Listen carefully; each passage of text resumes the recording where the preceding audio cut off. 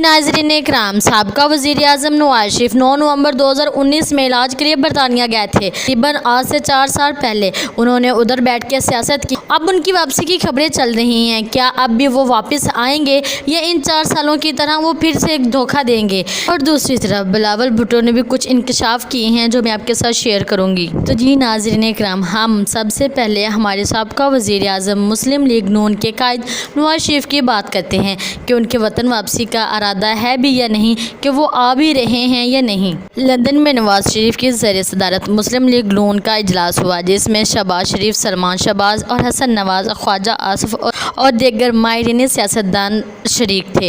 इजलास में नवाज शरीफ के वतन वापसी और इंतखाबात के हवाले पर अमली गौर किया गया, जबकि इलेक्शन से मुतल्लिका पार्टी की मौक़िफ़ पर भी बात हुई। साबका वज़ीर आज़म शहबाज शरीफ के बयान में कहा गया कि नवाज शरीफ 31 अक्टूबर को वतन वापस पहुँचेंगे। इनकी वापसी पर इनका मसालिया इस्तकबाल किया जाए। नवाज शरीफ को लाहौर से इस्तकबालिया दिया जाएगा। मुल्क के मुख्तलिफ इलाकों में इनके लिए रैलियाँ, जुलूस निकाले जाएँ।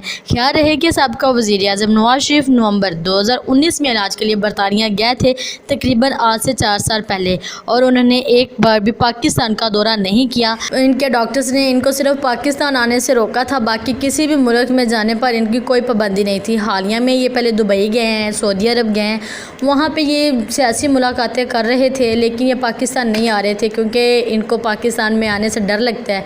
बाकी सारी डिटेल्स तो आप इनके बाद में बहुत खूब अच्छे तरह से जानती होंगे ये किस डर की वजह से पाकिस्तान का रुख नहीं कर रहे थे। अब देखें कि ये भी अब भी आते हैं 21 अक्टूबर को, या फिर ये हमें धोखा ही दे रहे हैं कि फिर पहले वाली कहानियाँ शुरू कर रहे हैं। पहले इन्होंने सितंबर में आना था, अब 21 अक्टूबर को आ रहे हैं। अल्लाह पाक खैर करे। तो जी नाज़रीन इकराम, दूसरी तरफ अगर हम बात करें बिलावल भुट्टो की, तो उन्होंने भी एक शिकवा कर दिया। कहते हैं कि मुल्क इस वक्त हर किसी के लिए लेवल प्लानिंग फील्ड नहीं है। सर्कस में मीडिया से गुफ्तगू करते हुए बिलावल भुट्टो जरदारी ने कहा कि मुल्क को चलाने का पुराना तरीका छोड़ा जाए, अपनी रियासत और शोधा का साथ इंसाफ किया जाए।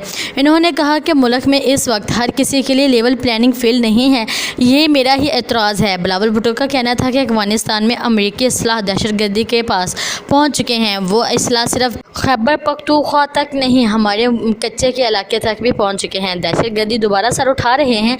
जब अफगान हुकूमत बन रही थी तो दहशतगर्द अफगान जेलों से फरार होकर यहाँ आए। चेयरमैन पीटीआई की दौर में इन दहशतगर्दों को दोबारा आबाद करने का मंसूबा बनाया गया। क्या जनरल फैज़ और चेयरमैन पीटीआई को अंदाज़ा नहीं था कि जिन दहशतगर्दों को आबाद किया जाएगा, इनको कराची पहुँचने में कितना अरसा लगेगा? मज़ीद इनका कहना था कि गलत फैसले करने वाले अगर सियासतदान हैं तो इनका एहतसाब आवाम करेगी, अगर फैसला करने वाले दूसरे लोग थे तो अदारा इनका एहतसाब करेगा। इन दहशतगर्दों के वापस आने की कहानी खुलनी चाहिए। नाज़रीन इकराम, दूसरी तरफ जमात अलमिया इस्लाम के सरबराह मौलाना फजल रहमान ने कहा, सिंध में GDA मुत्तहिदा अक़वाम MQM मुस्लिम लीग के इत्तेहाद से हो सकती है। गुफ्तगू करते हुए फजल रहमान का कहना था कि मैंने तारीख के हवाले से गुफ्तगू की, मैं गैर ज़रूरी बयानबाजी की अहमियत नहीं देता। मैंने PDM के क़याम और पहले नुक्ते को नज़र से मुतल्लिक़ गुफ्तगू की। हमने 2018 का इलेक्शन तस्लीम नहीं किया था।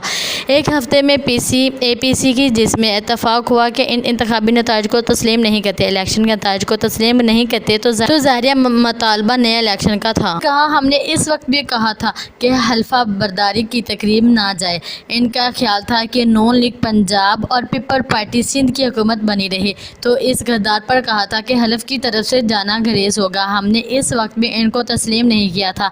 हमने तो 3.5 साल कहा कि नए इलेक्शन कराए।